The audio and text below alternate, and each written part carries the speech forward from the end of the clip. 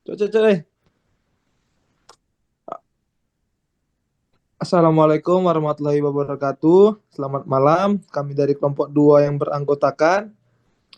Yang pertama Jenskin Mariot Franky Filipius Yagian. Yang kedua Aditya Jefta. Yang ketiga Raihandra Adiaksa. Yang keempat Farsya Harir. Yang kelima Rifan Picasso Sibarani. Yang keenam Adam Malik. Di sini kami akan mempresentasikan hasil dari presentasi kami, yaitu yang berjudul Pancasila dan Tantangan Generasi Z. Dari hasil diskusi kami, yaitu analisis bagaimana nilai-nilai Pancasila diterapkan oleh generasi Z dalam kehidupan digital atau media sosial, etika online, toleransi, dan budaya.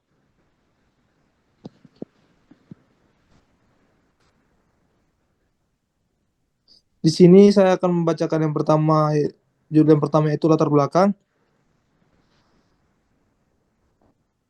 Perkembangan teknologi digital membawakan perubahan signifikan dalam kehidupan masyarakat, terutama generasi Z yang tumbuh bersama internet, media sosial, dan budaya online. Kebebasan berpendapat, akses informasi tanpa batas, serta interaksi virtual menjadi bagian dari identitas mereka.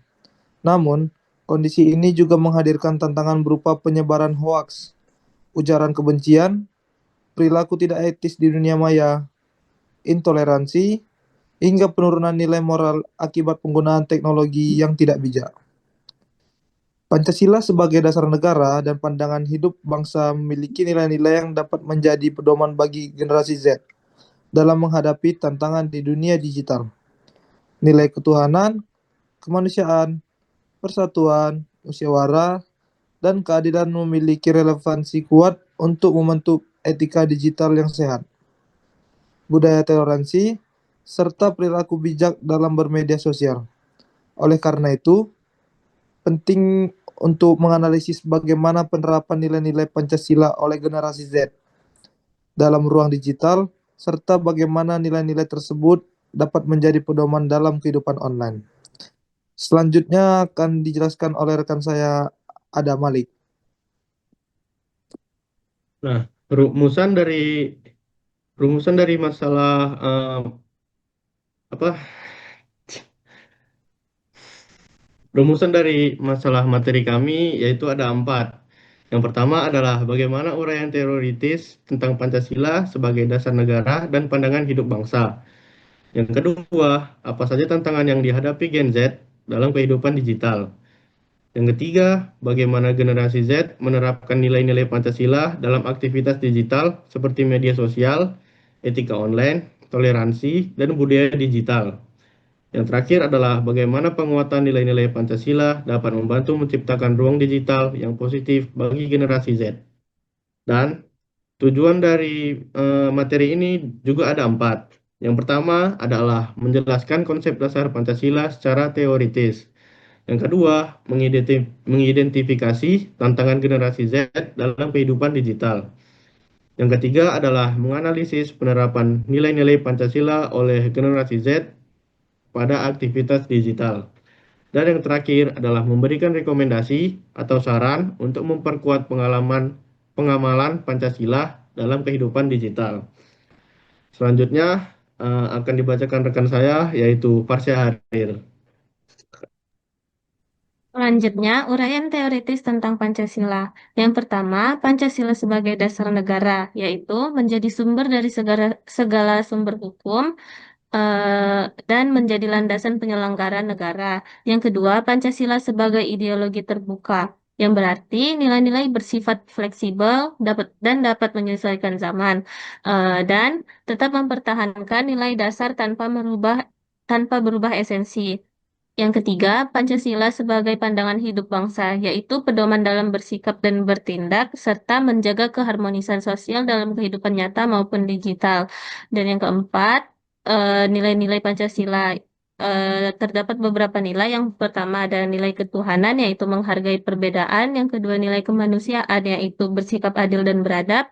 Yang ketiga, nilai persatuan, yaitu menjaga kesatuan bangsa. Yang keempat, nilai kerakyatan, yaitu musyawarah, menghargai pendapat, dan yang kelima adalah nilai keadilan, yaitu menciptakan kesetaraan dan kesejahteraan.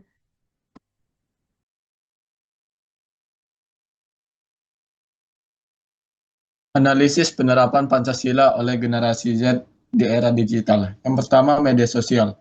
Cara penerapannya itu yang pertama ada menyebarkan konten positif, edukatif, dan toleran.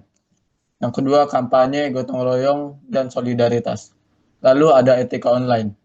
Cara penerapannya yang pertama, menggunakan bahasa yang sopan, lalu menghormati privasi dan jejak digital. Lalu ada toleransi digital. Cara penerapannya yang pertama, menghargai keragaman budaya, agama, dan suku. Lalu tidak terprovokasi konten sara. Lalu ada budaya digital. Cara penerapannya yang pertama ada kreativitas digital seperti video, desain, kampanye. Dan melestarikan budaya lewat platform digital. Selanjutnya akan dibacakan oleh rekan saya, Rehandra. Selanjutnya adalah tantangan utama yang menghambat Gen Z. Jadi ada beberapa faktor yang menghambat penerapan Pancasila oleh Gen Z saat ini. Yang pertama itu ada rendahnya literasi digital dan media. Gen Z sering terkena hoax dan juga kebencian atau konten provokasi tanpa kemampuan kritis dan memfilter. Yang kedua, budaya komunikasi cepat, instan, dan informal. Di media sosial, banyak interaksi yang dipersingkat, sehingga norma kesopanan dan adab jadi diasingkan. Yang ketiga, globalisasi dan arus budaya asing. Ekspos pada budaya luar berpotensi memproduksi identitas bangsa dan menghaburkan makna budaya lokal, sehingga kesadaran Pancasila sebagai nilai kebangsaan bisa tumpul. Yang keempat, kurangnya pendidikan dan konten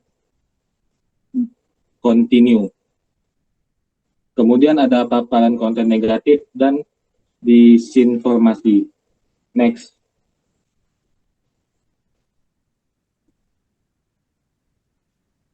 Oke, selanjutnya itu ada dampak Pancasila bagi moral Gen Z. Yang pertama itu ada menangkal dekadensi moral, yaitu narkoba, kekerasan, dan tawuran. Yang kedua itu memperkuat integritas untuk mencegah korupsi. Yang ketiga, menumbuhkan kesadaran pajak dan tanggung jawab sosial. Yang keempat, meningkatkan perhatian terhadap HAM. Dan yang kelima, menumbuhkan kesadaran menjaga lingkungan hidup. Selanjutnya akan dibacakan oleh teman saya, Rifan. Kesimpulan, mau gimana pun Pancasila tetap relevan sebagai pedoman moral di tengah derasnya arus digital, sebagaimana fungsi dari Pancasila itu sendiri. Generasi Z menghadapi tantangan besar seperti hoaks, polarisasi, intoleransi, dan degradasi etika, sehingga nilai Pancasila sangat diperlukan untuk mengarahkan perilaku digital agar tetap beradab, kritis, toleran, dan bertanggung jawab. Penerapan nilai Pancasila sudah terlihat namun belum optimal, sehingga masih perlu penguatan.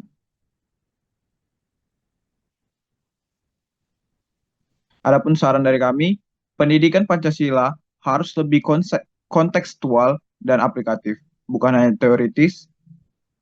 Literasi digital harus ditingkatkan agar generasi Z mampu membedakan informasi benar dan salah.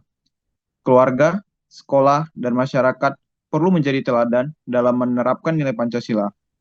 Generasi Z diharapkan menggunakan teknologi untuk hal yang positif, seperti kampanye sosial dan pelestarian budaya.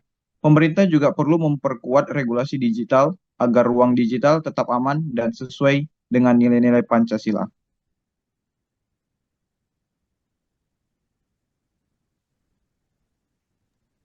Mungkin cukup dari sekian presentasi kelompok kami. Kurang lebihnya kami mohon maaf. Semoga apa yang hasil dari diskusi kami dapat berdampak positif bagi kedepannya. Sekian dari kami tutup. Wassalamualaikum warahmatullahi wabarakatuh.